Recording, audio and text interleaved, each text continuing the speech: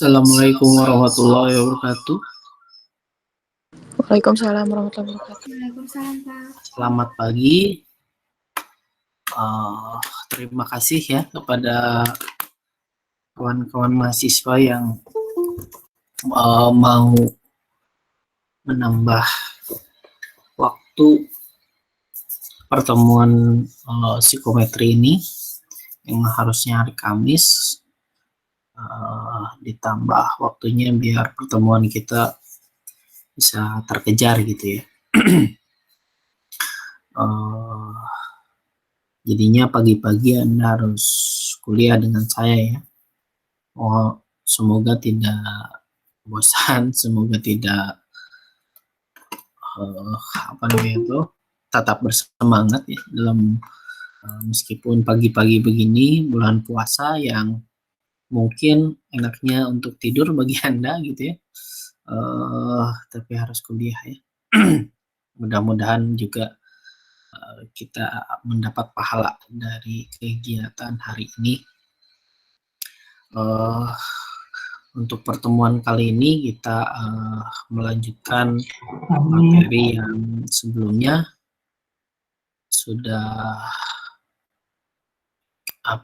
sudah kita bahas bersama mengenai tendensi sentral dan sampai dispersi ya kalau kemarin tuh.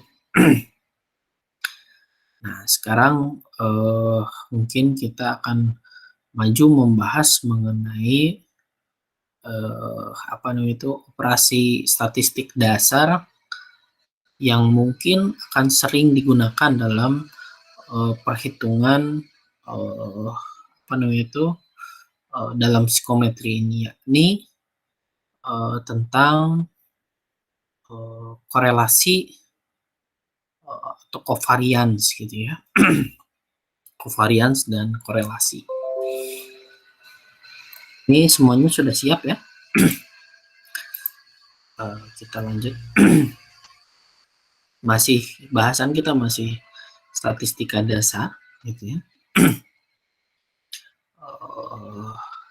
Dalam sebuah perhitungan skor pada psikometri ini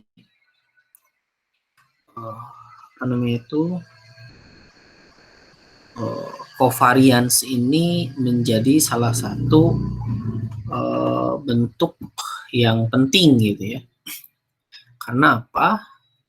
Karena biasanya dalam materi psikometrika ya, untuk menguji apakah sebuah alat tes itu memiliki konsistensi atau memiliki kesetaraan ya dari dua tes yang berbeda. Yang perlu diuji adalah sejauh mana covariance antar dua tes tersebut dan juga sejauh mana korelasi antar kedua tes tersebut gitu ya. Jadi bahasan mengenai covariance dan korelasi ini penting gitu ya, agar kita memahami mengenai apakah gitu ya kecenderungan skor dari skor dari suatu tes atau dua tes yang berbeda itu memiliki varians yang setara atau tidak. Misalkan satu tes itu adalah katakanlah tes 1 ya. Atau anggap apa ya? Tes 1 semuanya atau dengan tes 2 gitu. Katakanlah misalkan dalamnya seperti ini gitu ya. Lalu kemudian distribusi skor yang kedua tuh seperti ini misalnya. Nah, apakah misalkan katakanlah ini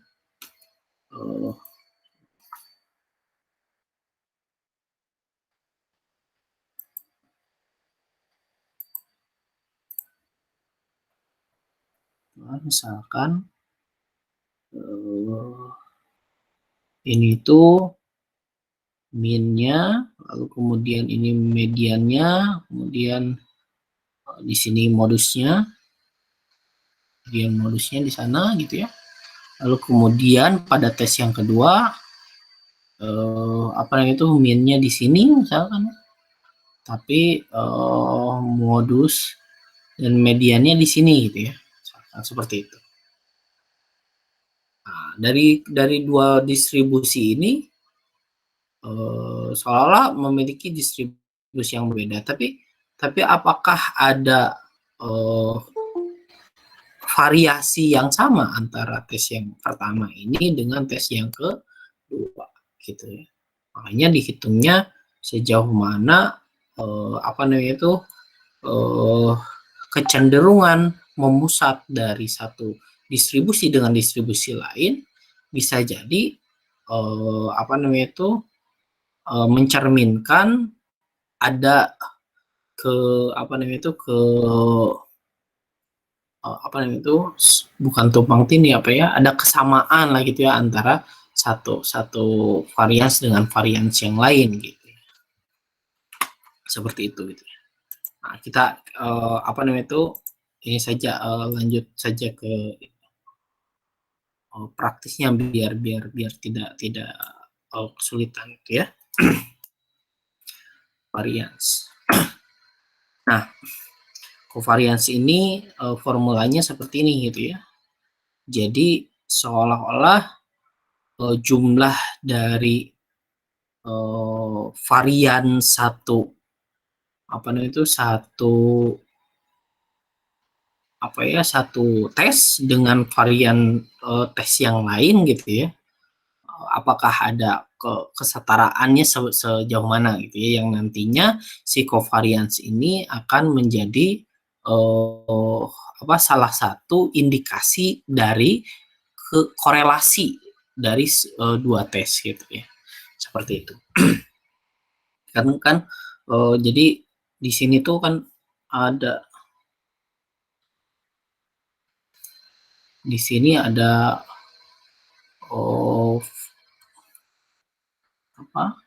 distribusi dengan variabilitas seperti ini gitu ya. Misalkan di sini juga ada distribusi yang variabilitasnya seperti ini misalkan. Nah, bagaimana interaksi antara distribusi yang ini dengan distribusi yang ini gitu ya, yang nantinya akan mencerminkan sejauh mana hubungan gitu ya dari distribusi skor yang ini dengan distribusi skor yang ini gitu. Gitu ininya apa namanya tuh asumsi dasarnya lah gitu ya. Ketika ada suatu apa namanya itu varians yang saling saling berkaitan, itu mencerminkan suatu keterkaitan gitu ya, keterkaitan. Seperti katakanlah saya ini misalkan hasil skor tes dari intelijensi, misalkan skor tes intelijensi gitu ya. Intelijensi itu misalkan 79 gitu, skor tampak dari intelijensi. Terus kemudian skor dari memori misalkan, memorinya misalkan 86, nah gitu ya. Nah kemudian di ini rata-rata lah katanya, rata-rata 79, rata-rata 86. Kurang lebih kalau misalkan di ini misalkan terus deviasinya ya, standar deviasinya misalkan atau sorry.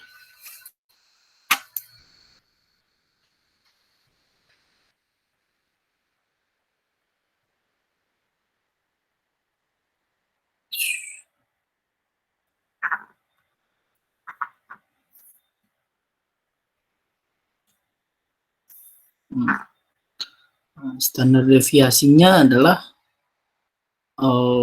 misalkan 1,2. Kalau yang ini deviasinya adalah misalkan 2 lah gitu.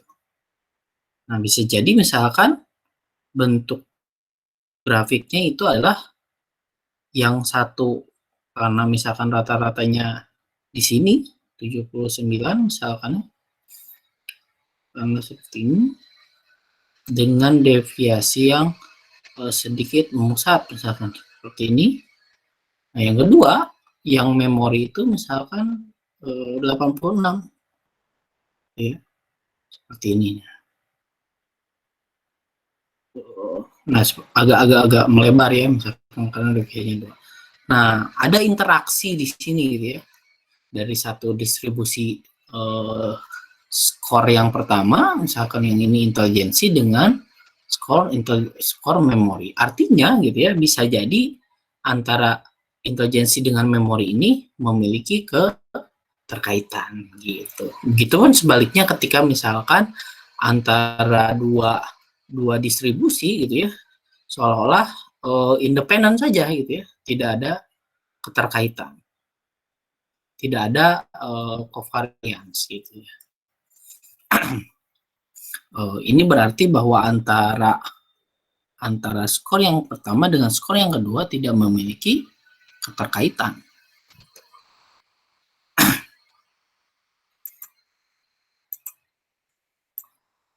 Oke, untuk mencoba perhitungannya kita pakai ke gitu ya.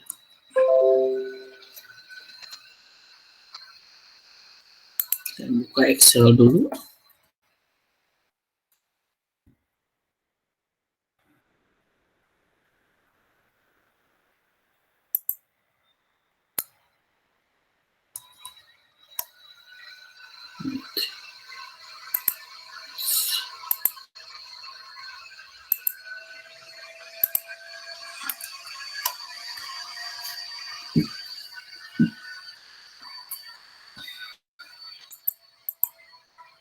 Sudah keluar Excelnya? Belum ya? Belum ada, Pak. Belum, Pak. Belum. Nah, udah muncul ya?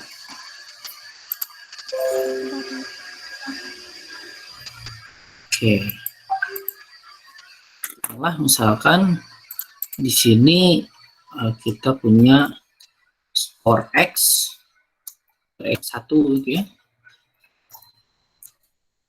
X1 dengan X2. Kelihatan ya?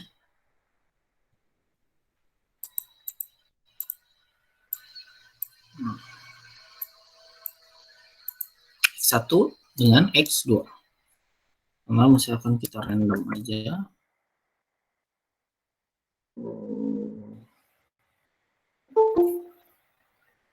3 sampai 12 itu ya.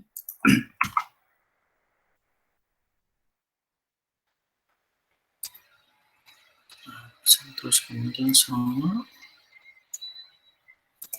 random 2 sampai 11.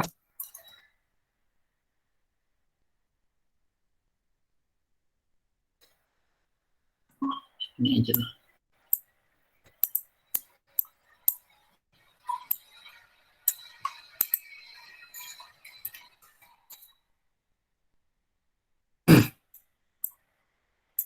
Ini angkanya kelihatan ya? Kelihatan, Pak. Kelihatan ya?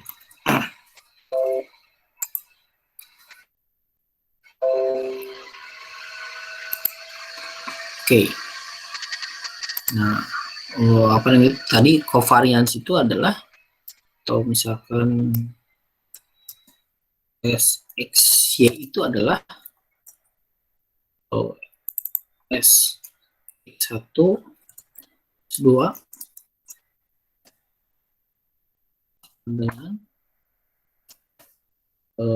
jumlah dari X min X baru gitu ya, min M gitu ya, sama gitu, 1 min X1 gitu ya, dikali X2 kurangi min dari X2 gitu ya. Dibagi kan min 1 karena sampel ya. Seperti itu kita ya. Nah gitu. Ini formulanya. Kita coba hitung.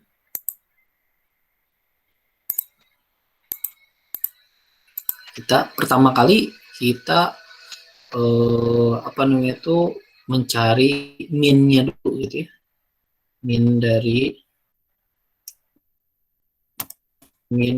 X1 dan min dari X2. Min dari X1 sama dengan average ya. Average dari ini 7,3 dan ini average dari X2 ya 6. Kemudian di sini kita cari perhitungan X1 min dikurangi min X2 X1 sorry.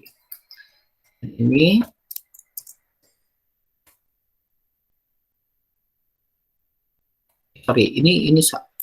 harusnya ada ininya ya, ada sigmanya ya. Sigma dari X1 X2 gitu ya. Sigma dari X1 X2 dikali X1 X2 gitu ya, sigmanya berarti. Tapi kita cari kemudian X2 dikurangi min dari X2 gitu ya. Nah, dengan 5 dikurangi ini kan ya. Seperti ini kita blok F4 2,3 dan seterusnya. Gitu. Kemudian yang ini juga sama, ini dikurangi dari min X2-nya, blok F4, kemudian kita drag. Kemudian kita jumlahkan sum dari X. Oke.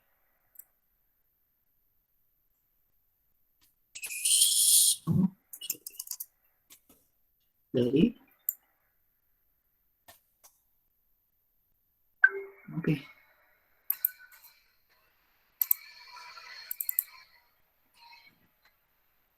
Oh iya.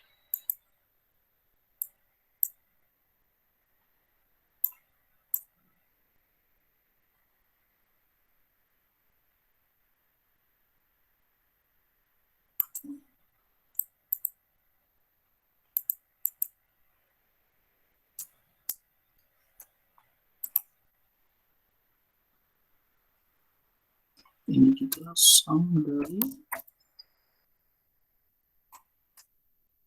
0 ya. Ini 0 berarti ya, minnya. Nah. Ya betul ya, ratenya pasti jadi 0 pasti ya. Karena ini simpangan dari X-nya gitu ya. Simpangan dari X, dari min, semuanya pasti jumlahnya dari setiap simpangan itu pasti jadi 0 gitu ya. Nah, kemudian kita masukkan yang ini. Jumlah dari X1 dan X2 kali X2 min X2 gitu ya. Ini dengan yang ini dikali ini gitu ya. Yang seperti itu. Dengan kali gitu ya.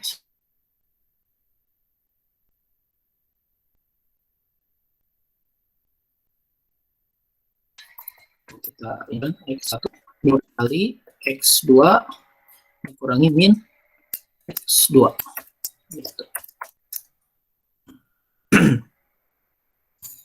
Kita drag terus semuanya.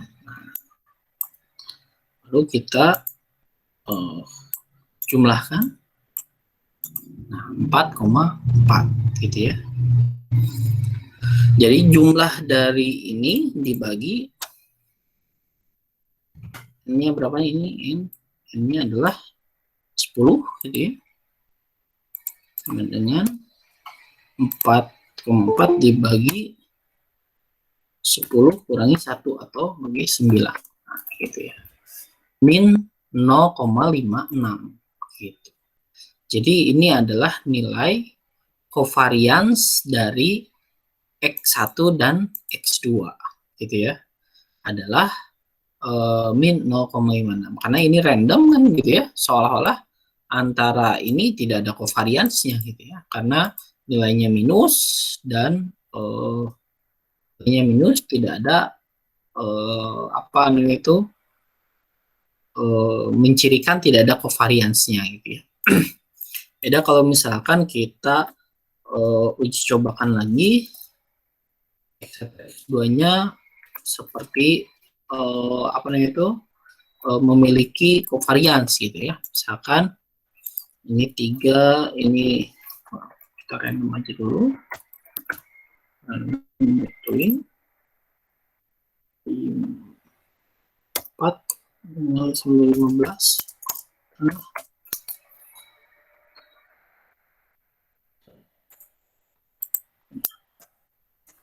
Satu, kita cari 10 lagi, 8 dan 10 ya. Kemudian sorry, salah.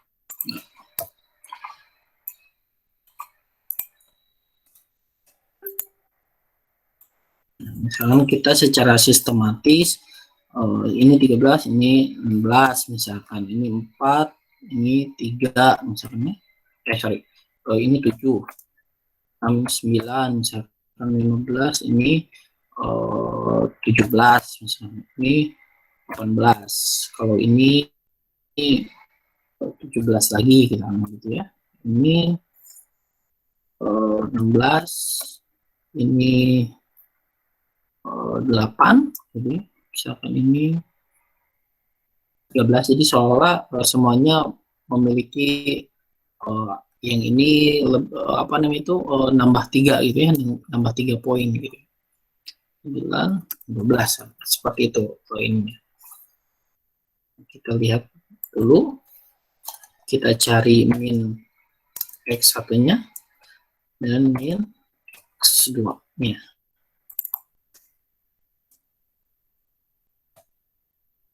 Average.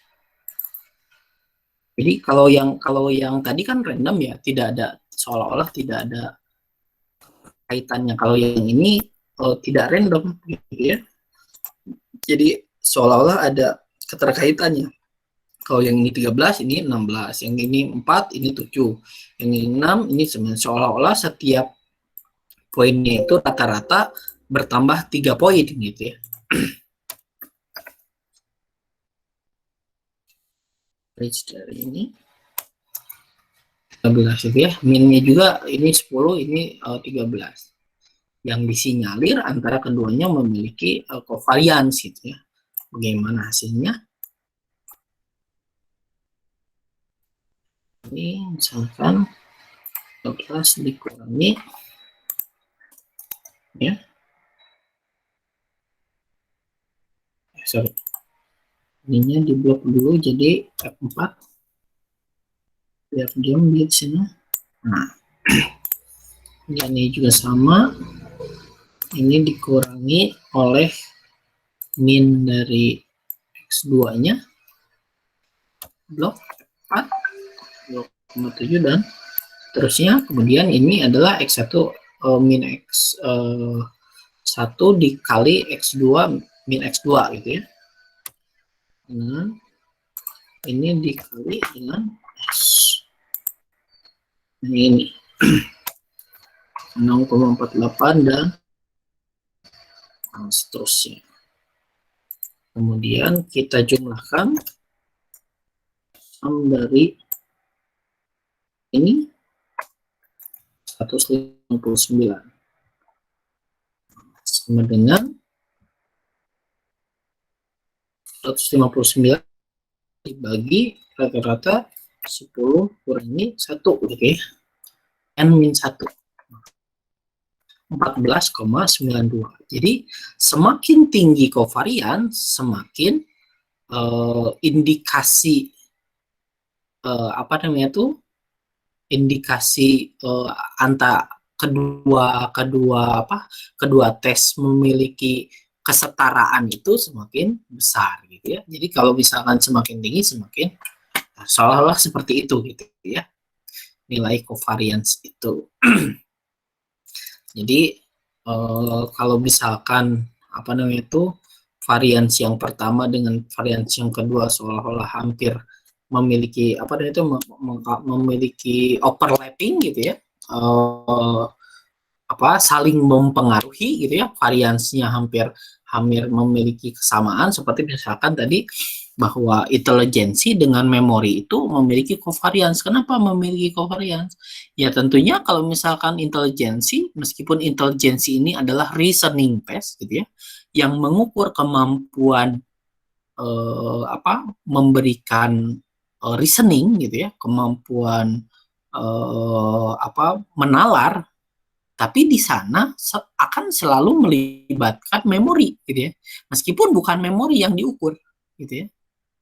Kan tes IQ itu bukan memori yang diukur, jadi tidak usah ngapalin dulu, tidak usah ini, tapi kemampuan problem solving saja. Tapi kemampuan problem solving kalau dilihat dari akarnya adalah memiliki covariance dong dengan intelijensi, karena di sana meskipun tidak diukur gitu ya, tapi memori itu salah satu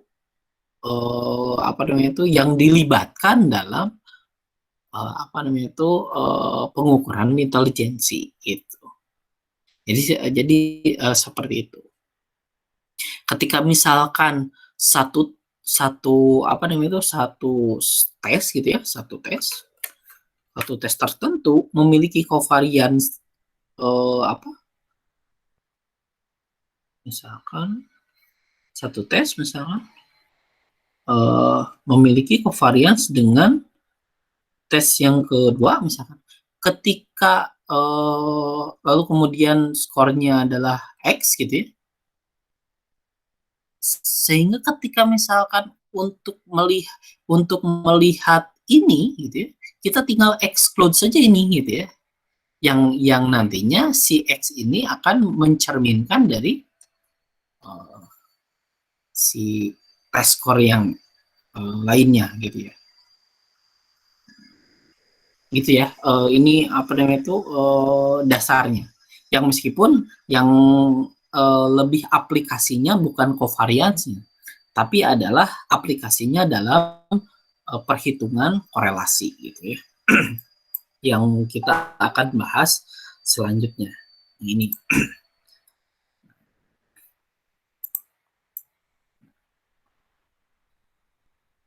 Nah, yang paling apa namanya itu banyak mungkin kita akan cari adalah sebetulnya mengenai korelasi ini gitu ya, korelasi. Nah, korelasi ini adalah covariance gitu ya. Covariance X1 X2 gitu ya, dibagi deviasi X gitu ya, dikali deviasi X2 gitu ya. Kalau misalkan diformulakan adalah korelasi misalkan X1 X2, atau misalkan biasanya korelasi dari X dengan X aksen gitu ya, karena kita anggap X1 dengan X2 itu hampir sama gitu ya, mengukur mengetes hal yang sama gitu ya. Itu adalah jumlah dari X kali X aksen ya, dikali jumlah X kali jumlah Y gitu ya, dibagi N, tuh dibagi, kemarin tuh varians itu adalah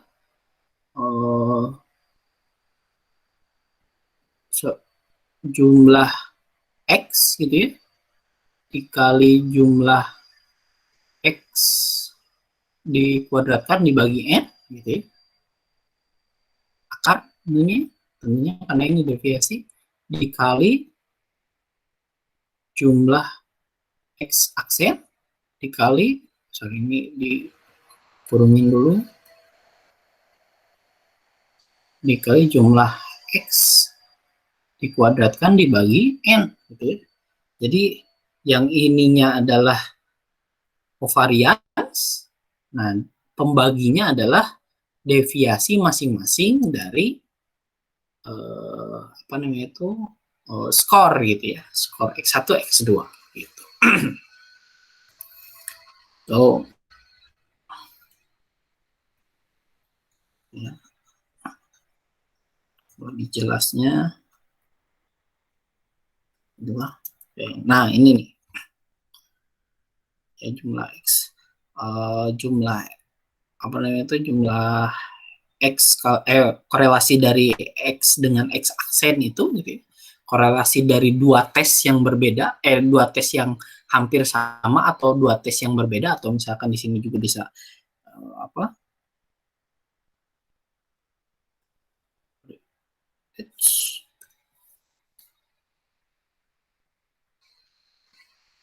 Hmm.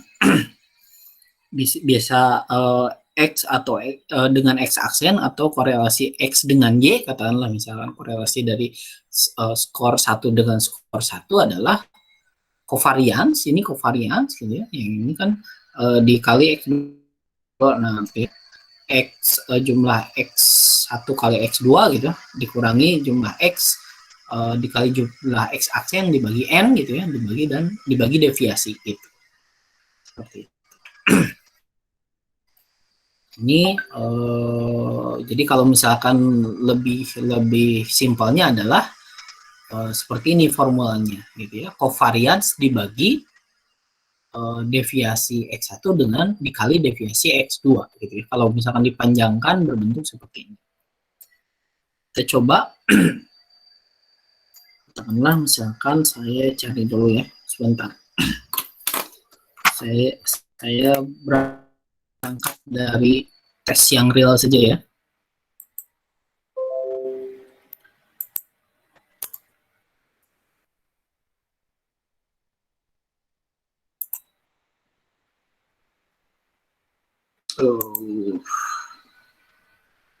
Wait.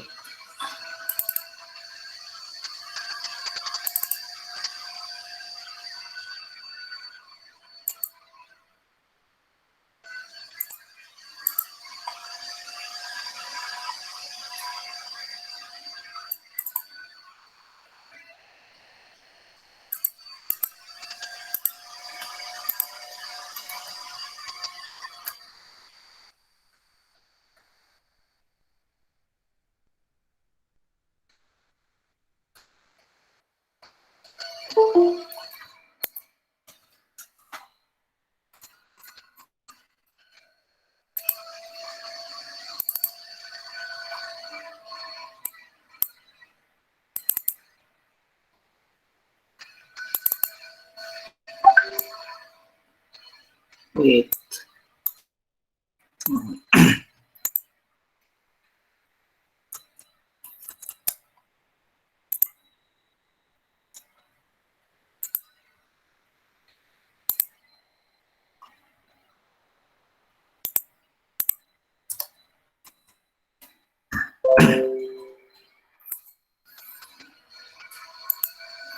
Katakanlah misalkan saya punya 1, 2, 3, 4, 5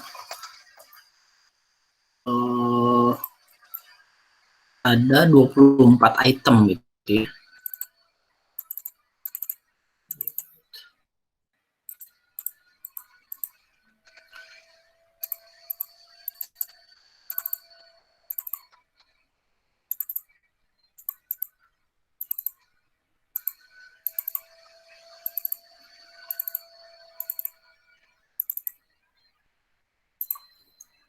ID bisa 01, di 002 dan seterusnya, gitu ya. Ada 20 subjek gitu ya, ada 20 subjek hasil tes gitu ya. Hasil tes dari angket tertentu misalkan ya. Jadi adalah ada 24 dari hasil tes gitu ya. Dan ini kita asumsikan datanya udah data interval gitu ya, data interval. Nah, kemudian saya ingin tahu nih apakah ada korelasinya tidak gitu ya, skor-skor ganjil dengan skor-skor genap gitu ya. Apakah skor ganjil gitu ya. Nah, ini skor-skor ganjil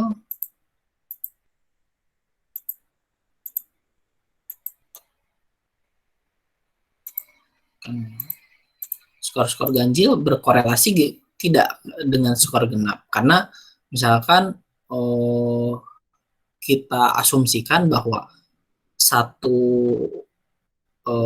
satu aspek itu mewakili misalkan 2 item katakanlah gitu ya, item 1 item yang semestinya gitu ya, semestinya item pertama dengan item kedua memiliki korelasi dong gitu ya, item 3 dengan 4 memiliki korelasi, 5 dengan 6 memiliki korelasi dan seterusnya, sehingga jumlah dari item ganjil dengan jumlah dengan item genap itu seolah-olah tes yang sama gitu ya, seolah-olah tes yang sama dalam waktu yang berbeda gitu ya, dalam waktu yang berbeda. Jadi seolah-olah ini X gitu ya, dan ini X aksennya gitu ya, seolah-olah seperti itu.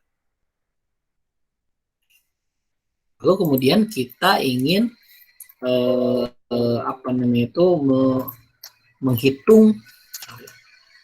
menghitung korelasi dari dua skor ini gitu ya, skor X dan X aksennya. Yang pertama kita cari adalah jumlah dari X dikali X aksen gitu ya. Pertama kita segmennya dengan ya X dengan dikali X aksen ya, X aksen. Ini kita punya X, kita punya X aksen gitu ya. Berarti sama dengan bukan ini ya, X dikali X aksennya dulu dengan 4 dikali 23. Nah, gitu ya. Kita ke bawah. Nah, jumlah dari sigma dari X dikali X aksen sama dengan sum dari data ini toh ya.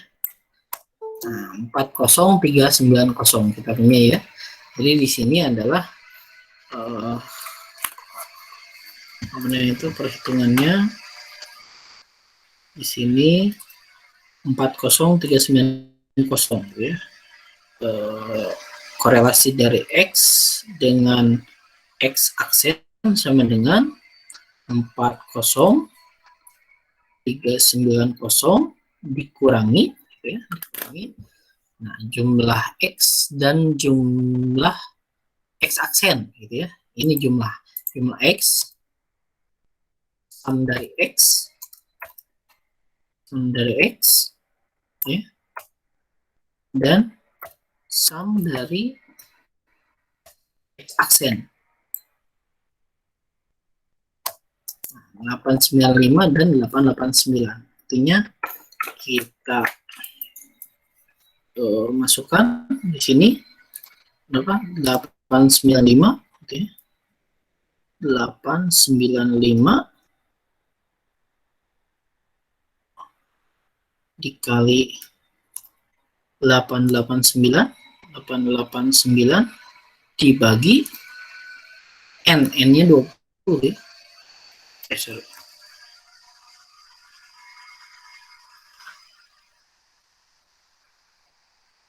Dibagi 20 gitu ya. Kemudian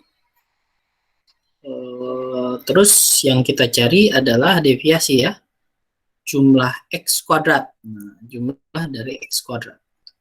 Kita cari dulu jumlah X kuadrat.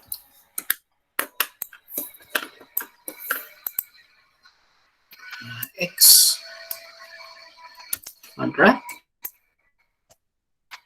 ini dikali X gitu ya.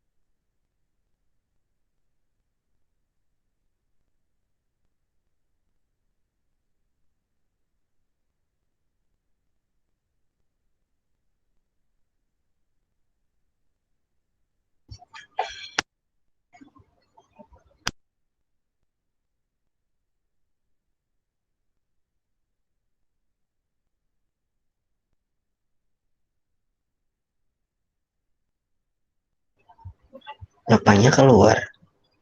Ada.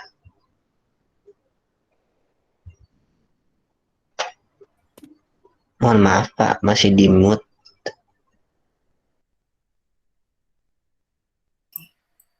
Tadi saya keluar ya. Sorry. Iya Pak, hilang. Wifi-nya tenggelam ya. Sampai mana tadi berarti saya jelasinnya? Sampai sudah Yang X menghitung kuadrat. ini udah ya. Menghitung ini X kuadrat tadi sudah dijelaskan. Sampai X kuadrat. X1 itu, Pak. X kuadrat ya dijumlahkan sudah ya. Yang ini sudah tahu.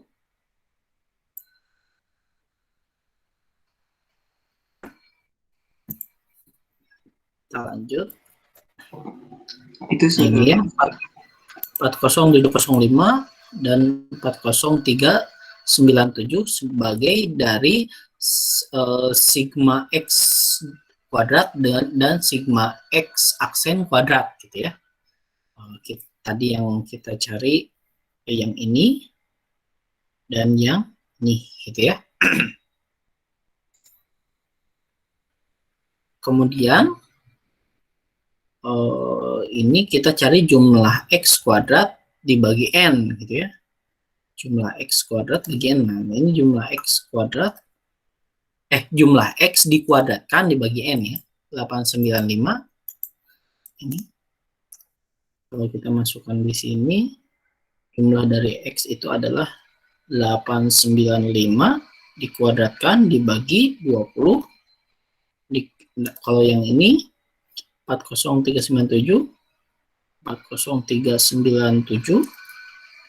dikurangi 889 dikuadratkan dibagi 20 gitu ya.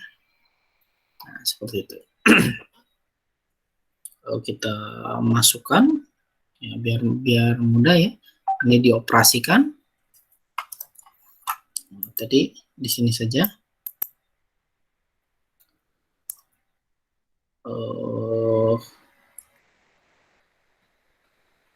Apa nih? 40390 dikurangi oleh kita cari dulu ya. Jumlah sigma dari X aksen. Kemudian kita masukkan juga sigma X Ya, kita sigma x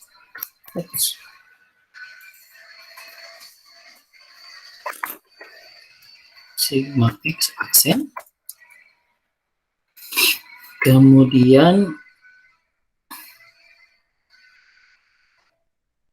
sigma x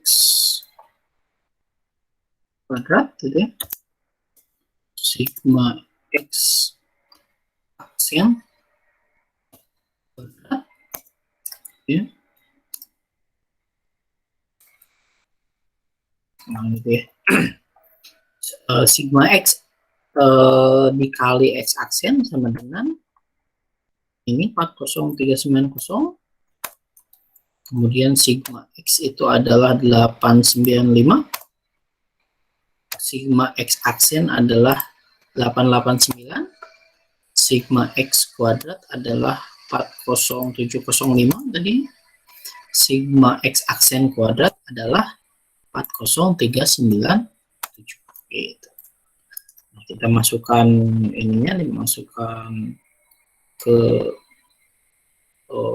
covariance-nya gitu ya, cari covariance-nya dulu, Sx1 X2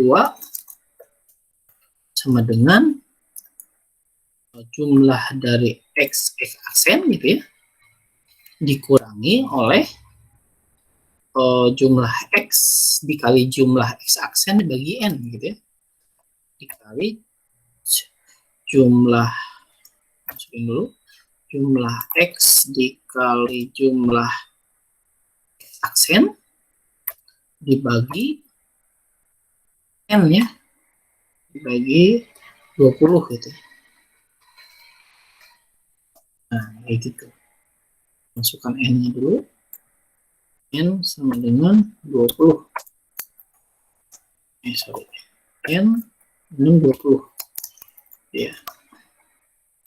Nah, ini dibagi n biar dibagi n. 60725. Lalu kemudian kita operasikan yang pembaginya, yang ini. Misalnya kita ini dulu, masukkan dulu.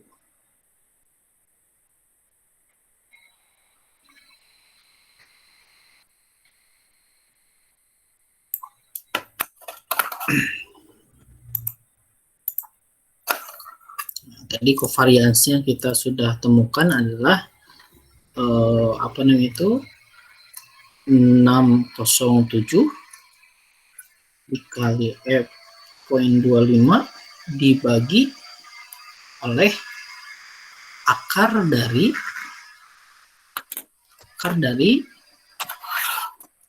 jumlah x kuadrat gitu ya. Ini s x1-nya adalah sama dengan jumlah dari x kuadrat gitu ya, dikurangi oleh jumlah x dikuadratkan.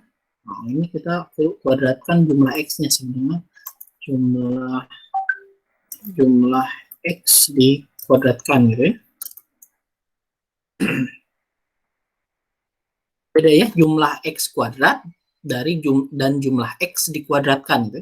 Jumlah x dikuadratkan ini 895 dikali 895 gitu ya. Jumlah x aksen dikuadratkan adalah 889 dikali 889 gitu ya. Ini gitu ya. Sama dengan jumlah x kuadrat, jadi jumlah x kuadrat dikurangi jumlah dari x dikuadratkan gitu ya, dibagi oleh n, Nah, gitu ya. Kemudian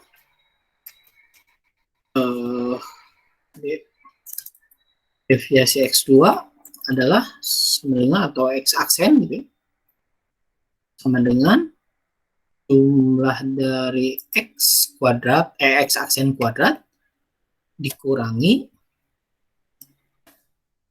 jumlah X-aksis yang dikuadratkan dibagi N. Nah, itu ya, 880 95. Jadi kalau misalkan kita masukkan di sini adalah akar dari berapa tadi? Akar dari 653,25 ya, kurungin dulu, dikali akar dari 880,95 ya, 95. Nah, gitu ya. Lalu kita operasikan 607,25 dibagi, nah akar dari 653 kali, akar dari, kita kalikan dulu ya, karena akar perkalian dulu baru diakarkan kan gitu ya. Akar dari ini 6 dengan 653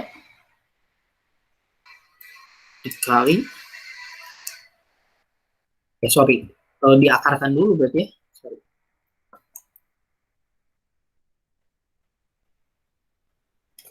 Akar dari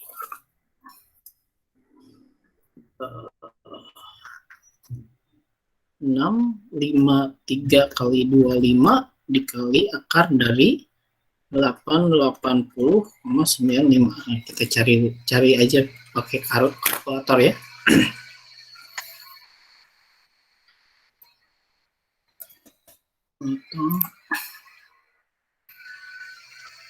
Cari ya.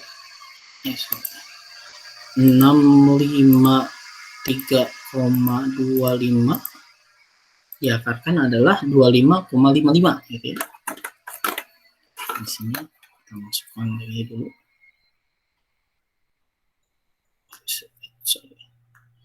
607,25 dibagi 25,55 dikali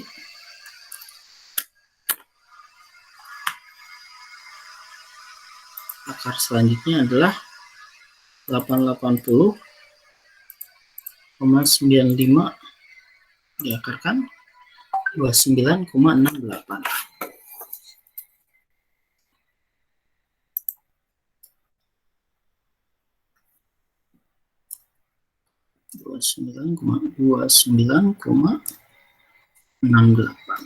Nah, gitu ya.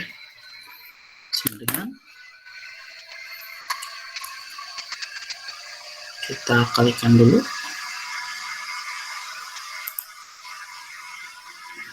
25,55 kali 29,68. 758 ya. Berarti 607,25 dibagi 758 758,324 gitu ya. Sama dengan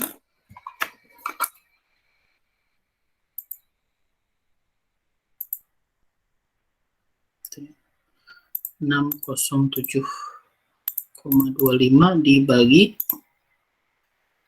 758,324 sama dengan 0,8. 0,800.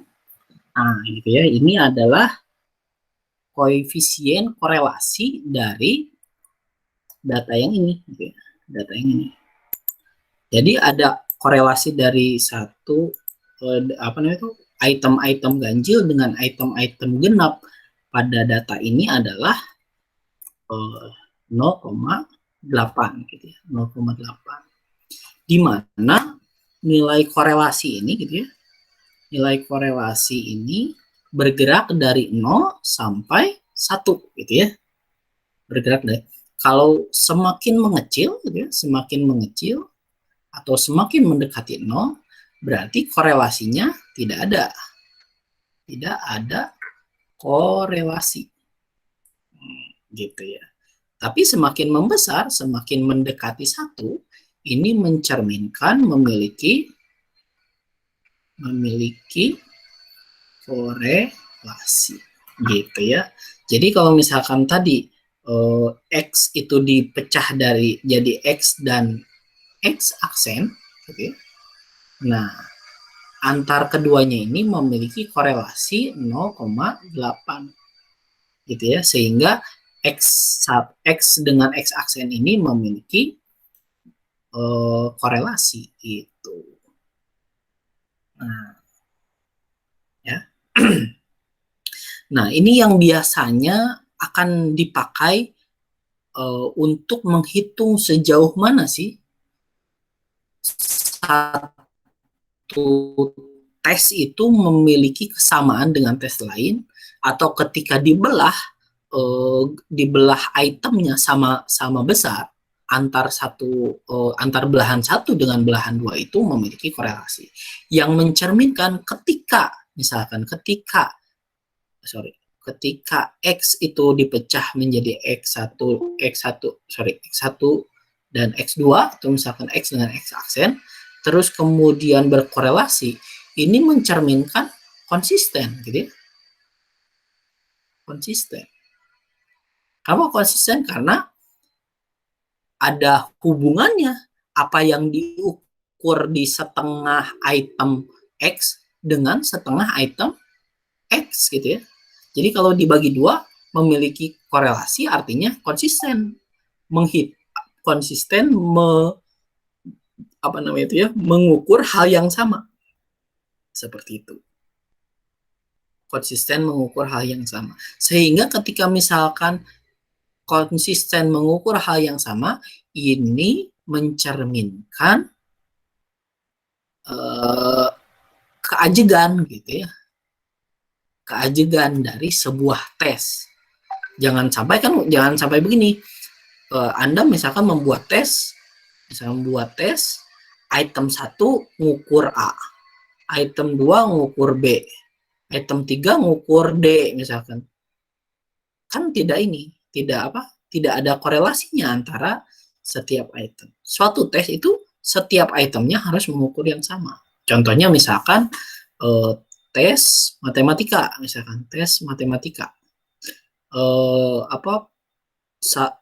si soal yang pertama adalah 2 tambah 5 misalkan, adalah titik-titik, gitu ya.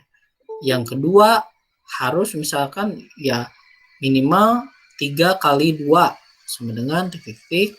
Kalau kemudian 3, 7 kurangi 2 misalkan, ini berapa?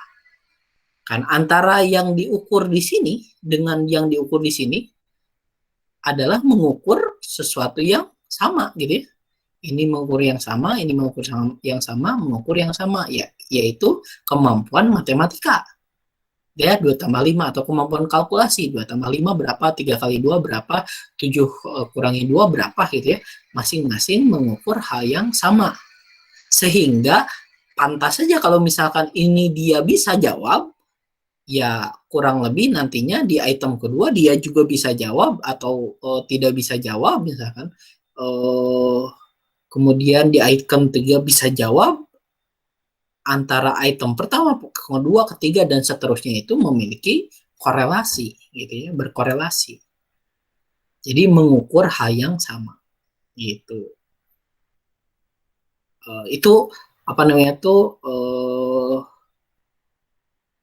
yang nantinya kita akan mengukur, berarti dari satu tes itu, gitu ya, bahwa ketika belahannya memiliki korelasi, itu berarti mengukur hal yang sama. Beda lagi kalau misalkan tes A itu misalkan yang satu soalnya 7 kali 2 misalkan, yang kedua siapakah Bapak proklamator misalkan ya, proklamator Indonesia. Nah, pertanyaan yang pertama itu tidak berkorelasi dengan pertanyaan yang kedua. Karena ini mengukur kemampuan matematika, yang kedua mengukur ingatan, misalkan gitu kan. Dan seterusnya, gitu ya.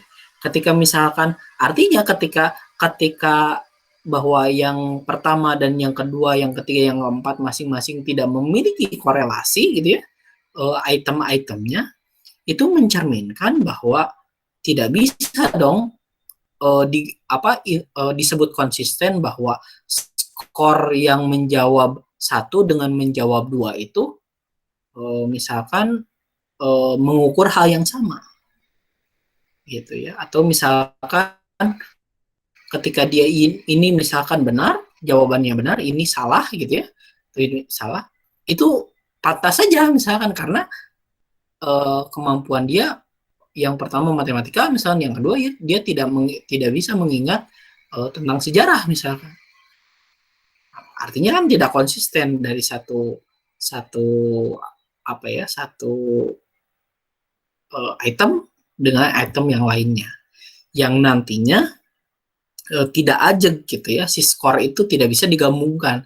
Ya jawaban 7 kali 2 dengan jawaban pertanyaan siapa Bapak Proklamator Indonesia itu tidak bisa dijumlahkan. Kenapa tidak bisa dijumlahkan? Karena mengukur hal yang berbeda gitu. Sehingga kalau misalkan tidak bisa dijumlahkan kan tidak bisa jadi skor. Jadi skor itu adalah tidak valid gitu. Skor yang dimiliki antara skor yang pertama benar, skor yang kedua benar misalkan. Ini skornya 2, belum tentu.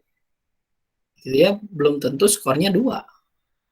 Bisa jadi skornya 1 karena ability menjawab 7 kali 2 dengan siapa proklamator Indonesia itu skornya sama-sama 1. Misalkan gitu ya. Sehingga skor ini tidak valid gitu ya. Dan errornya pasti banyak. Nah, itulah pengaplikasian korelasi covariance dalam nantinya perhitungan di psikometrika ini gitu ya. Sehingga pemahaman mengenai pengoperasian korelasi ini sangat penting gitu ya dalam materi psikometrika nantinya, karena untuk menghitung sejauh mana suatu tes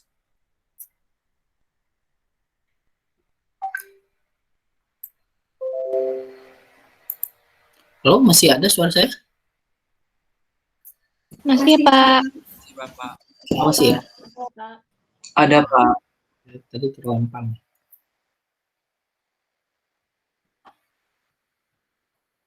Nah, itu untuk menghitung hasil skor dan skor yang lain itu konsisten dan bisa dikatakan valid gitu ya.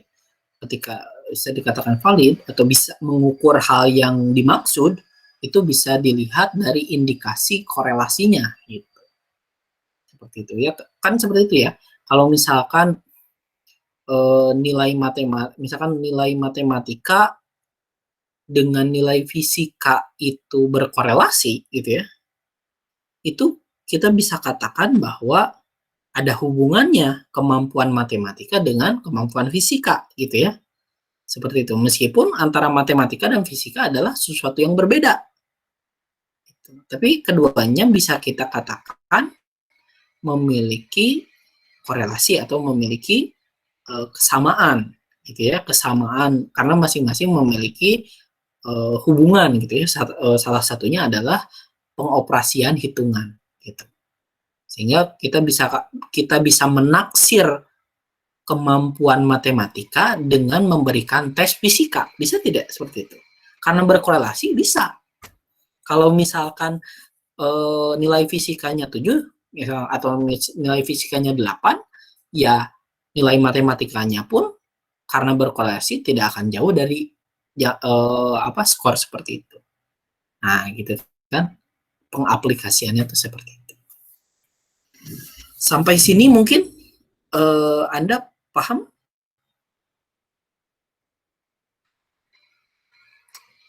Ini sebetulnya hanya mendasari gitu ya, mendasari paradigma saja gitu ya.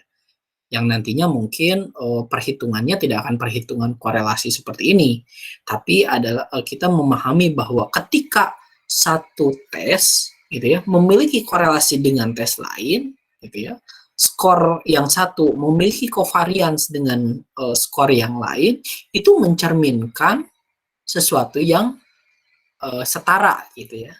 Sehingga ketika menghitung salah satunya, itu akan mencerminkan salah satunya lagi. Seperti itu. Misalkan gini, ada korelasi antara salah menjawab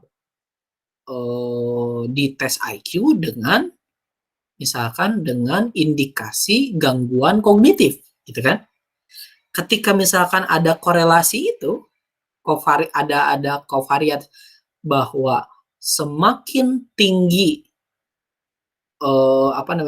gangguan kognitif seseorang itu dicerminkan dengan semakin banyaknya kesalahan dalam menjawab tes IQ. Itu kan ada korelasi negatif ya, korelasi negatif antara kemampuan kemampuan kognitif dengan intelijensi gitu ya, yang bisa mencerminkan salah satunya. Sehingga untuk menaksir atau memberikan diagnosa seseorang itu memiliki gangguan kognitif gitu ya, cara untuk mencarinya adalah dengan memberikan tes IQ. Karena ketika tes IQ-nya misalkan di bawah nilai ekspektasi, itu mencerminkan gangguan kognitif yang tinggi, misalkan seperti itu. Jadi seperti itu ya pengoperasiannya. Jadi kalau misalkan kita menghitung A, itu tidak harus untuk mengetahui skor A, itu tidak harus kita mencari skor A, tapi bisa mencari skor B, skor C, yang penting yang berkorelasi dengan skor A atau memiliki covariance dengan skor A. Misalkan untuk menghitung memori untuk mendiagnosa apakah dia itu memiliki gangguan ingatan atau tidak, gitu ya. Tidak harus diberikan tes memori misalkan, tapi diberikan tes lain yang mengukur hal yang lain tapi berkaitan dengan memori gitu.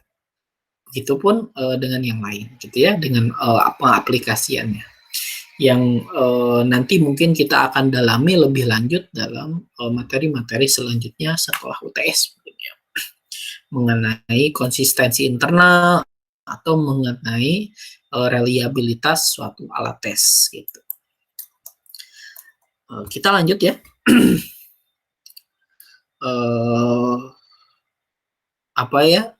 Kita maju ya dari covariance dan korelasi, lalu kemudian ke skor gitu ya. Apa itu skor gitu ya? Skor itu adalah skor derivasi. Apa itu skor derivasi? Skor derivasi adalah hasil konversi dari skor mentah yang tidak komparabel menjadi bentuk skor baru yang komparabel. Misalkan seperti ini. Ini misalkan skor X dari matematika misalkan ya, tes matematika. Ini misalkan dengan orang yang sama A, B, C, D, E gitu ya. Lalu kemudian skor dari tes IQ misalkan, IQ, skor tampak dari tes IQ. Nih, gitu ya. Misalkan ini skor matematikanya 79 misalkan, terus kemudian skornya 80, skornya 55, misalkan skornya 90, skornya 78 kayak gitu ya. Skor IQ-nya misalkan ini 111, misalkan ini 117, misalkan yang ini 100, misalkan terus yang ini 121, misalkan yang ini 119 gitu kan, seperti itu. Kan ini tidak komparabel ya. Ini skornya 79, ini 111, ini 80-an, ini kalau yang ini mungkin maksimalnya nilai maksimalnya 100 misalnya. Kalau yang ini kan nilai maksimalnya bisa 140, bisa mungkin 130 gitu ya. Tidak comparable antara ini gitu ya, antara meskipun dekat-dekat gitu ya, tidak comparable antara skor tes matematika dengan skor IQ. Sehingga gitu ya, untuk membuatnya comparable itu harus dikonversi menjadi skor standar atau skor terstandar. Itu. Atau yang lazim kita yang lazim kita sebut sebagai skor Z. Nah, skor Z. Oke. Skor Z ini adalah sebutnya standard score gitu ya, atau skor standar gitu ya. Skor Z ini digunakan untuk membuat membuat distribusi dari skor itu bergerak dari 0 sampai min 3 atau plus 3 gitu ya. Ya, min 1,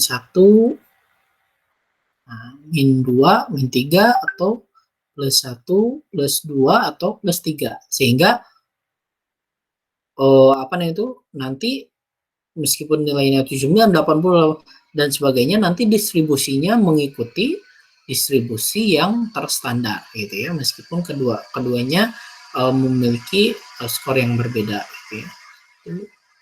2 min 3 gitu ya. 1 2 3 gitu ya. Sehingga comparable karena minnya adalah 0 dua-duanya gitu. Jadi mengkonversi dari skor-skor yang berbeda ini gitu ya, skor-skor yang berbeda ini menjadi skor-skor yang sama gitu ya. Sehingga misalkan ini kita coba saja langsung ya. Nah, ini kita pakai ini saja nggak apa-apa.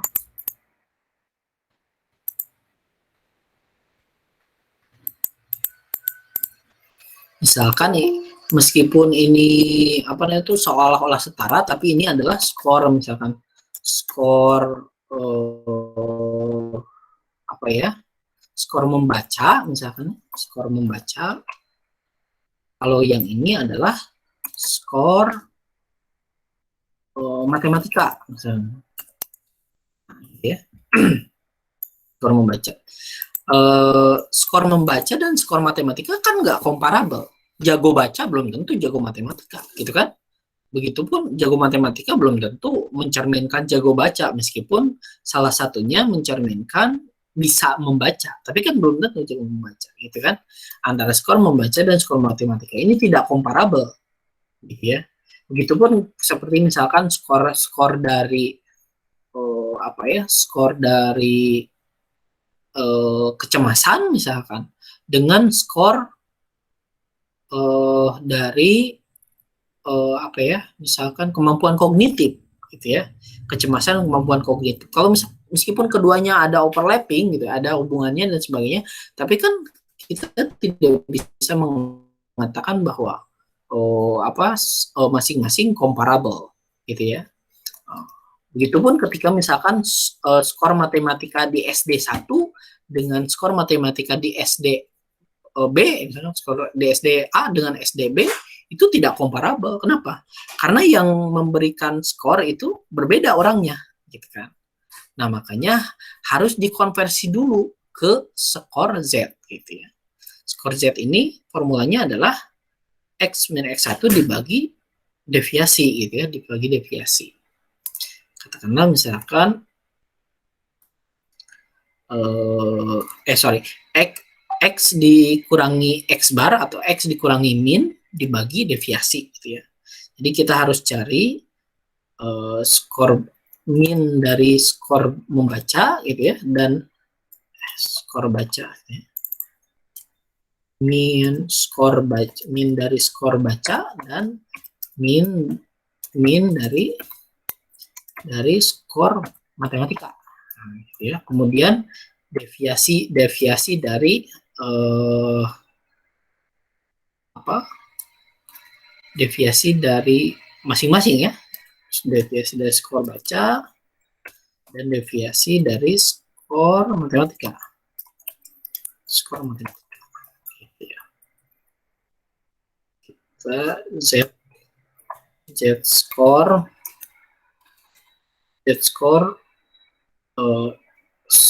SP dan Z-score SM. Nah, gitu ya. Min dari skor membaca adalah average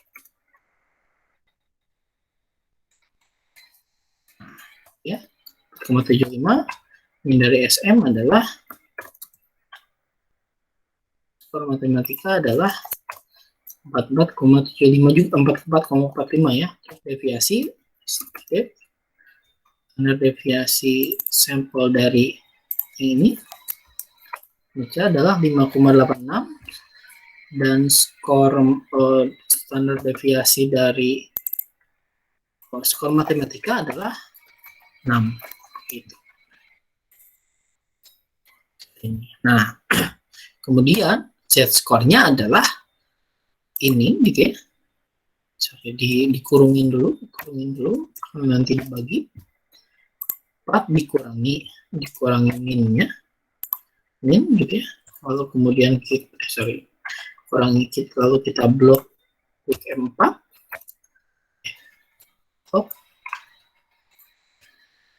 Dibagi deviasi skor baca. Nah, gitu. Dan skor bacanya ini di blok lagi di F4 ya, biar nggak pindah-pindah.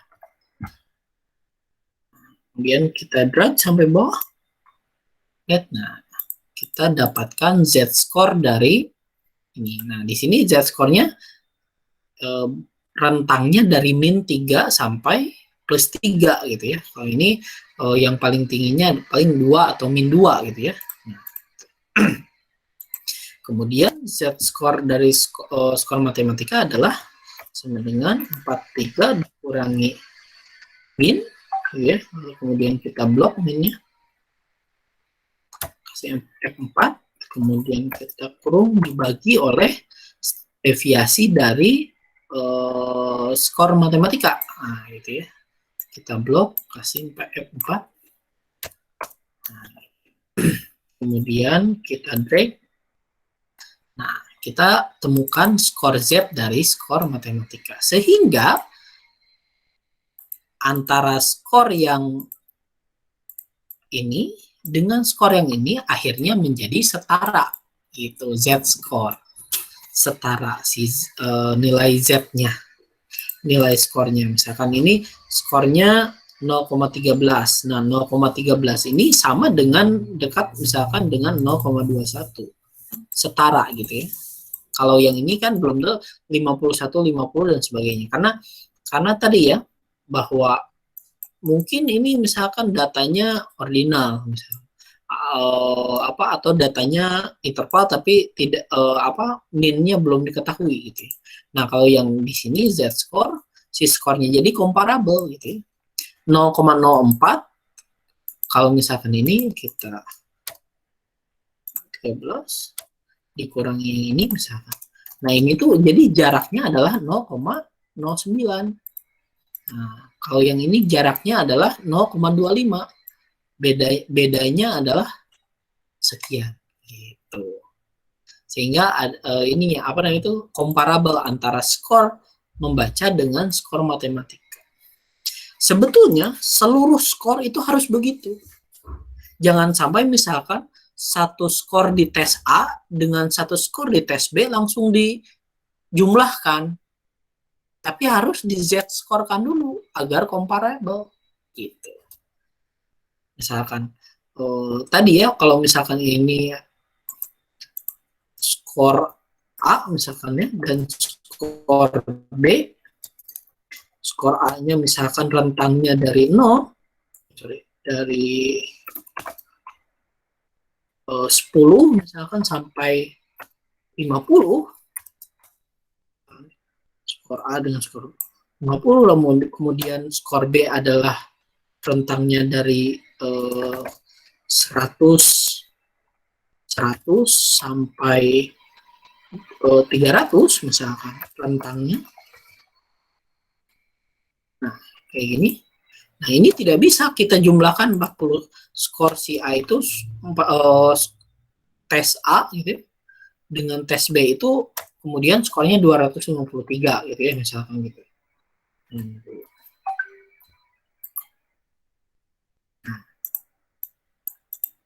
Tidak bisa langsung dijumlahkan seperti ini. Jumlahnya misal, jadi skor dari tes A dengan tes B itu dari si A itu adalah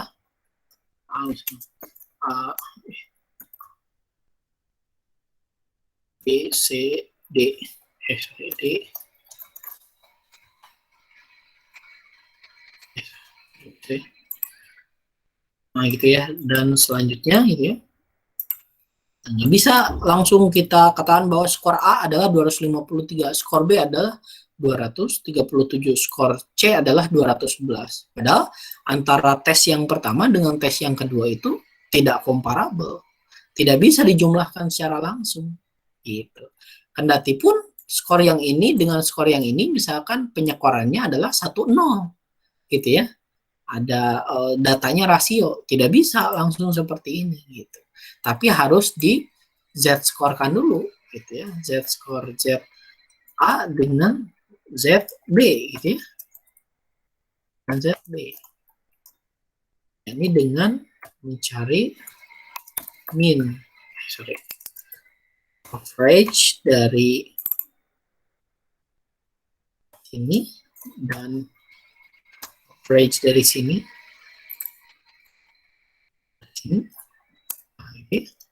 Lalu standar deviasi dari sini dan standar deviasi dari sini. Nah, itu ya. Standar deviasi dari sini. Kemudian kita cari ini kan dulu turunan 21 dikurangi min, dia min yang ini 4 dibagi deviasinya 4 0,799. Nah ini yang asalnya skornya itu adalah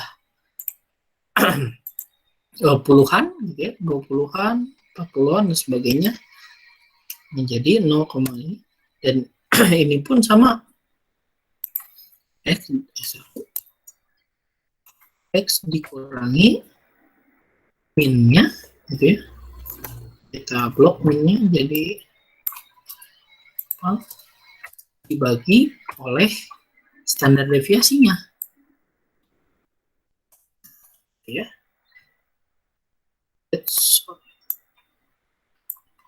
Nah, baru ini skornya komparabel gitu ya, karena rentangnya sama, rentang dari sini dengan rentang dari sini gitu ya. Rentang skor dari si ZA dengan ZB ini sama akhirnya dengan kalau seperti ini gitu ya. Jadi komparabel, sehingga nah ini baru bisa dijumlahkan sama dengan 0,80 tambah 0,24 dan seterusnya gitu ya. Jadi kita bisa katakan skor dari si A itu adalah 0,24, skor dari si B adalah min 0,04, skor si C adalah 0,01. Nah, ini baru bisa kita katakan seperti itu skornya. Nah, gitu ya. Ini Z-score. Yang kedua, karena di di skor standar ini, rentangnya dari min 3 min 3, min 2, min 1, 0, 1, 2, 3 gitu ya. Rentangnya seperti ini. Kadang kan bingung ya, skor si A itu adalah 0,2, skor si B adalah 0,3, skor si C adalah min 2 misalkan. Kan bingung ya. maksudnya skor 0,2, skor 0,3, skor min 2 itu kan agak sulit dipahami ya, meskipun yang paling benar, yang benar itu kayak gini gitu ya. Nah, makanya untuk mengkonversinya adalah membuat si skor ini dapat dipahami, yaitu dengan memberikan operasi skor terstandar atau standardized score. Standardized score ini adalah dengan memberikan skor hipotetik gitu ya. Dengan memberikan min hipotetik gitu ya. Standardized score ini memberikan min hipotetik dari suatu skor gitu ya. Kemudian diberikan juga standar deviasi hipotetik pada skor tertentu, baru dikalikan si skornya, di skor Z-nya. Gitu. Katakanlah misalkan tadi ya, seperti ini.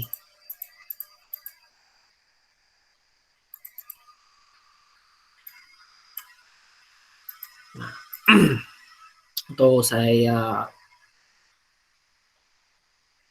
ini aja dulu ya. Misalkan kita punya satu rangkaian tes gitu ya, yang di dalamnya ada dua rangkaian tes gitu ya, tes yang pertama dan tes yang kedua. Dan tes yang pertama itu skornya jumlah soalnya cuma ada 50 misalkan, cuma ada 50. Kalau yang ini ada sampai 100 gitu ya, sehingga tidak comparable. Lalu kemudian kita konversi jadi skor Z. Nah, tapi terus kemudian X-nya kita temukan bahwa, atau skornya kita temukan 0,24, yang si B adalah 0,04, yang si C adalah 0,01. Nah, ini kan skornya adalah skor yang bingung ya, tidak bisa kita pahami gitu ya. Makanya kita buat sebuah formulasi skor yang baru, misalkan dengan mengacu skor IQ misalkan ya, atau skor PAPS atau skor tuple misalkan ya. Skor tuple kan 500 sekian gitu ya, 490 kan kita bisa pahami ya seperti itu. Itu adalah dengan memberikan min hipotetik tertentu ditambah deviasi tertentu gitu ya, dikali skor Z-nya.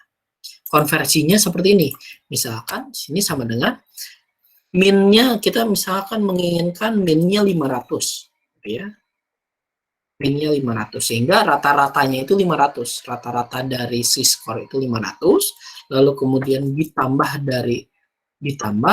deviasinya itu, karena 5 masing-masing 100 gitu, deviasinya adalah kita tentukan juga, misalkan deviasinya 100 ya.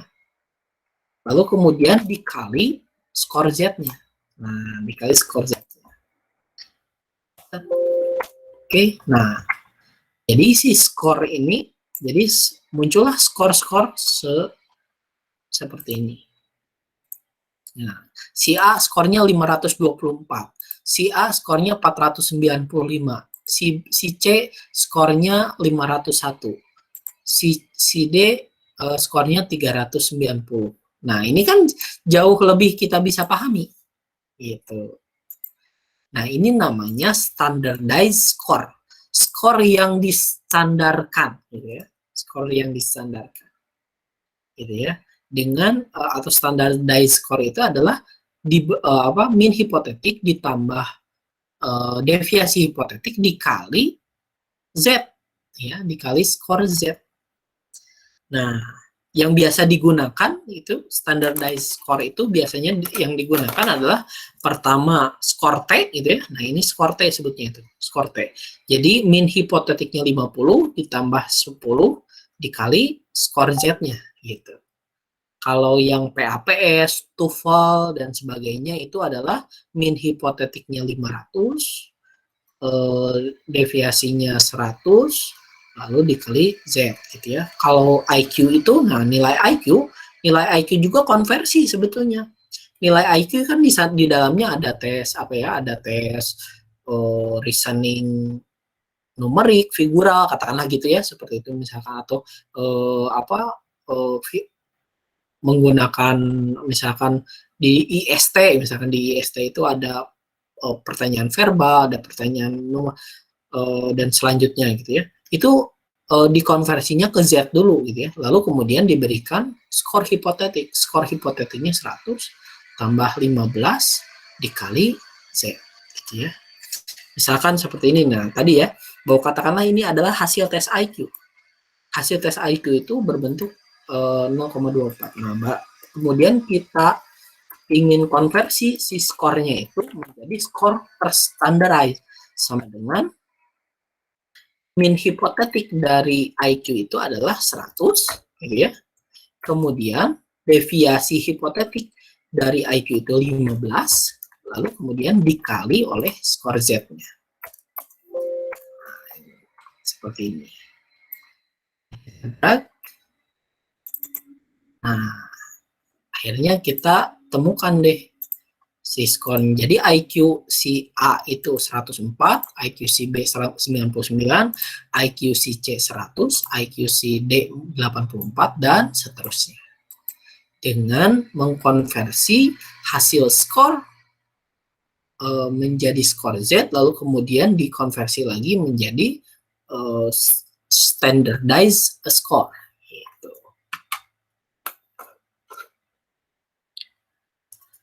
Nah, mungkin itu apa namanya tuh seputar skor gitu ya, seputar dari skor yang mungkin Anda pahami bahwa sebetulnya skor yang Anda dapatkan gitu ya, misalnya skor IQ Anda 110. 110 itu adalah hasil dari konversi gitu ya, dari skor-skor yang sudah distandarkan pada setiap subtesnya. Kan gitu ya. Katakanlah misalkan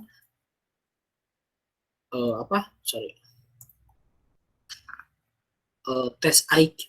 Tes IQ ini kan ada beberapa subtes. Misalnya subtes pertama, subtes kedua, subtes ketiga, subtes keempat, subtes kelima, yang kendati pun masing-masing mengukur hal yang sama karena ini unidimensional gitu ya.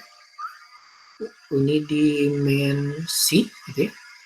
Tapi terkadang si skornya itu beda, ada yang misalkan 10 soal, yang ini ada 15 soal, yang ini mah ada 17 soal, misalkan kalau yang ini cuma 5 soal, yang ini cuma 4 soal sih, misalkan seperti itu ya. Nah, antara satu dengan satu kan tidak comparable akhirnya gitu ya. Tidak bisa langsung dijumlahkan seperti ini, tapi dikonversikan dulu menjadi Z score. Nah, kemudian Z score ini diberikan min hipotetik gitu ya, dan deviasi hipotetik menjadi standardized score gitu ya. Score yaitu misalkan rentangnya dari aminnya adalah 100, minnya adalah 100, minnya 100, lalu kemudian deviasinya itu 15. Jadi seperti itu. Oke ya, misalkan ini 100 minnya. Nah, antara 100 ini adalah misalkan ini 15, 85. Nah, ini setiap ininya 85, lalu kemudian kalau ini 15, kalau 15 ini 150. Rentangnya 115 dan seterusnya gitu ya. Jadi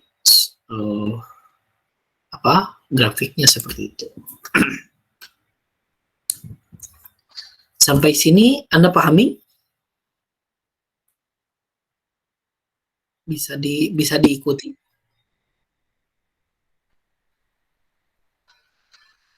Halo? Insya Allah, Pak. Bisa, Pak. Oke. Ya. Tadi kita mulai itu 7.30 ya. Sekarang udah jam 9. Berapa menit lagi berarti? Ini 2 SKS berarti. 7.30 berarti kalau 100 menit adalah 8.30, 1 jam ya. Jam 9 naik. Udah habis berarti ya waktunya? 9.10.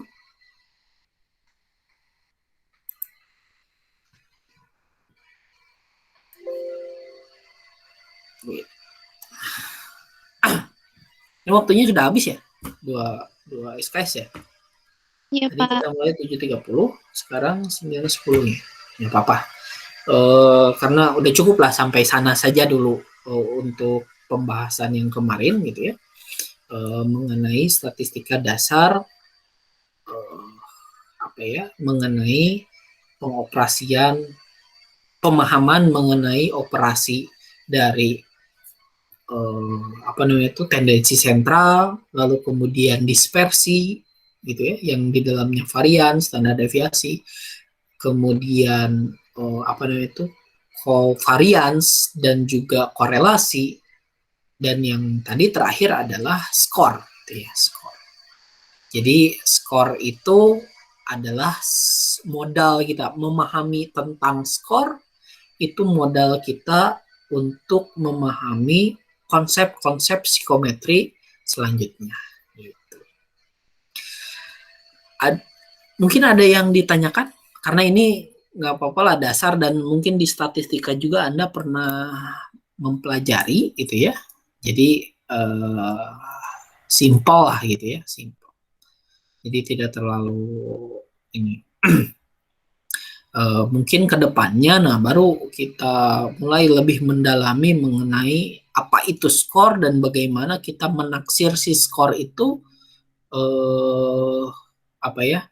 menjadi hal-hal yang mencerminkan mencerminkan dari ukuran sesuatu objek ukur gitu. Katakanlah misalkan kan Anda diberikan tes, lalu kemudian muncul skor. Skor itu kan suatu yang hanya pengangkaan saja, tapi tidak mencerminkan kemampuan Anda yang sebenarnya. Misalkan Anda nanti di mata kuliah ini Anda mendapat IP 3 gitu ya. 3 itu kan cuma angka. Tidak mencerminkan ability Anda terhadap mata kuliah ini gitu ya. Nah, bagaimana cara kita memastikan ability kita itu sejauh mana, gitu ya? Nah, itu nanti kita akan dalami sejauh mana si skor itu. Katakanlah gini, Anda dulu di SMA skor matematikanya 90, gitu ya. Di SMA Anda skor matematikanya 90. Itu nilai tinggi atau rendah? Tinggi, Pak. Tinggi, Iya. Pak. Tapi kalau misalkan Anda tahu fakta lain bahwa di kelas Anda semua nilainya 10. Semua nilainya 90. Rata-rata di kelas Anda itu 90. Lalu Anda punya skor 90. Anda bisa menyebut bahwa skor Anda tinggi? Enggak, Pak. Biasa-biasa aja. Kenapa? Kenapa enggak? Karena rata-rata 90. Anda misalkan punya nilai bahasa Indonesia itu 70 misalnya. Nilai bahasa Indonesia atau nilai bahasa Indonesia Anda 65 gitu ya. Nilai bahasa Indonesia Anda 65. Apakah nilai Anda rendah? Belum tentu. Misalkan ternyata rata-ratanya adalah 40. Rata-rata nilai di kelas Anda itu 40. Jadi skor 65 itu tinggi rendah? Tinggi, Pak. Tinggi. Jadi skor itu hanya kuantifikasi, hanya angka, pengangkaan. Tapi angka itu kan harus dipastikan. Apakah angka itu mencerminkan tinggi rendahnya satu kemampuan seseorang atau tidak? Nah, itu yang mungkin nantinya kita akan dalami dengan melihat korelasinya, melihat covariance-nya, melihat sejauh mana mean-nya gitu ya, variance-nya dan seterusnya. Seperti kemarin mungkin sedikit ya saya gambarkan. Wait. Ini udah habis tapi saya minta waktu sedikit aja. Nah, biar ini.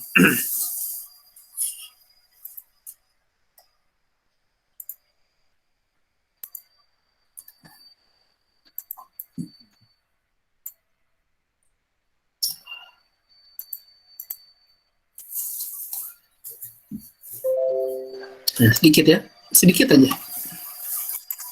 Nah, katakanlah misalkan apa saya sudah menjelaskan atau belum ya? Misalkan ini satu skor misalkan rata-ratanya di sini, okay. Lalu kemudian skor lain rata-ratanya di sini. Sama minnya itu misalkan 90 misalnya. Minnya 90, yang ini minnya 90. Tapi skor yang ini dengan yang ini itu berbeda. Karena konsistensi dari skor si A ini gitu ya, dengan skor si B ini berbeda. Variabilitas dari skor B itu lebih kecil rentangnya daripada variabilitas skor A. Yang ini mencerminkan bahwa misalkan data yang ini jauh lebih si tes yang ini jauh lebih rentangnya kecil, konsisten daripada yang ini, yang nantinya akan memberikan keputusan yang berbeda. Atau mungkin saya udah jelasin ya kemarin sebetulnya seperti itu. Nah, itu juga yang nantinya kita akan pelajari dari skor, gitu ya. Sejauh mana variabilitas sebuah skor itu yang nantinya akan menghasilkan keputusan Anda sebagai psikolog untuk menentukan bahwa ketika skor ini atau ketika angka ini Anda keputusannya apa? Apakah misalkan diagnosanya normal atau tidak normal, atau malah misalkan ada diagnosa yang lain gitu. Itu dengan angka-angka. Oke, mungkin sekian saja yang bisa saya sampaikan. Mudah-mudahan Anda bisa sedikit demi sedikit, mungkin ya mata kuliah ini memang tidak terlalu mudah gitu ya. Tapi sedikit-sedikit saja, kalau misalkan ada yang mau Anda tanyakan, silakan tanyakan gitu ya. Terima kasih atas kesempatan Anda untuk berada di mata kuliah ini hari ini. Kita bertemu lagi hari Kamis ya, hari Kamis. Biar kita juga segera UTS ya. Tapi sepertinya UTS-nya setelah Lebaran lah ya. Tidak apa-apa. Karena ini pertemuan ke berapa nih? 5 ya? 5. Kelima berarti. Kelima, depan 6. Satu pertemuan langsung UTS ya. Oke, terima kasih atas perhatiannya. Kita cukupkan sekian. Kita ucapkan alhamdulillahirobbilalamin. Terima kasih. Assalamualaikum warahmatullahi wabarakatuh. Waalaikumsalam. Terima kasih banyak, Terima kasih banyak. Banyak Bapak. Terima kasih Bapak. Terima kasih banyak, Pak. Bapak.